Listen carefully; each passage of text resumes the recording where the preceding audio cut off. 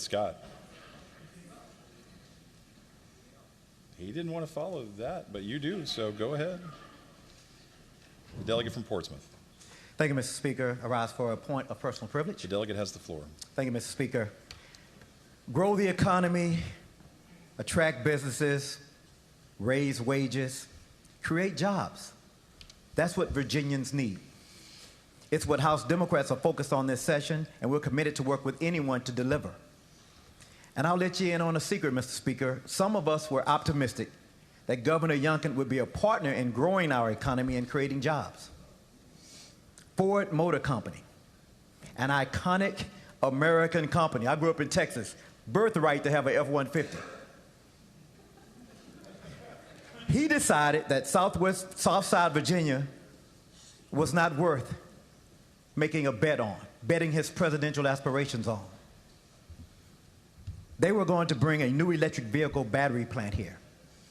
Billions of dollars in investments, 2,500 jobs for an area still reeling from our tobacco and textile industries leaving. This would have transformed the region and made us an engine in the next generation's economy. And the governor decided he's not interested. And how did we find out? When he decided to make a splash at his State of the Commonwealth. He wanted to call out China to get his national security bona fides. He wanted to make headlines by calling Ford a front for China.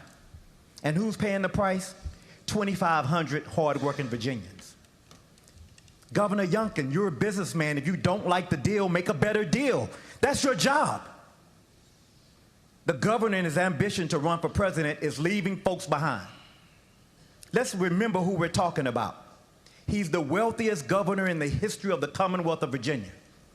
And he did it off making money in China. He ran a company, the Carlyle Group, that has billions wrapped up in China. 40% of their investments in Asia are in China. China made Youngkin a very, very wealthy man.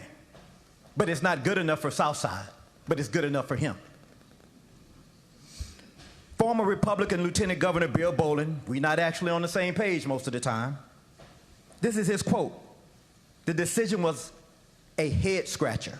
He said, this is exactly the kind of project we have worked on for years in this part of the state. And he said, we cannot refuse to do business with any company simply because they have ties to China. And he said that Governor Youngkin's decision requires a lot more explanation. Well, we're asking for that explanation. I'm hoping that the folks on the other side will ask him for those same explanations, because a lot of you, those folks, support it.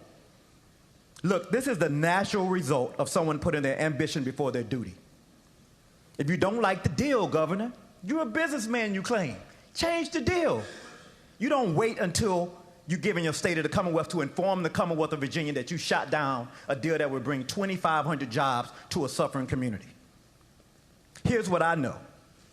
What happens in Southside affects my region in Hampton Roads. It affects Richmond, Southwest, Nova. It affects our reputation across the country. As Southside does, so goes the Commonwealth. We all rise together. How long before another company wants to come here when this is how our governor behaves?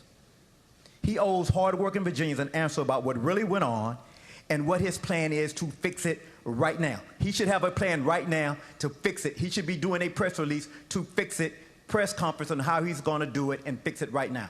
Thank you, Mr. Speaker.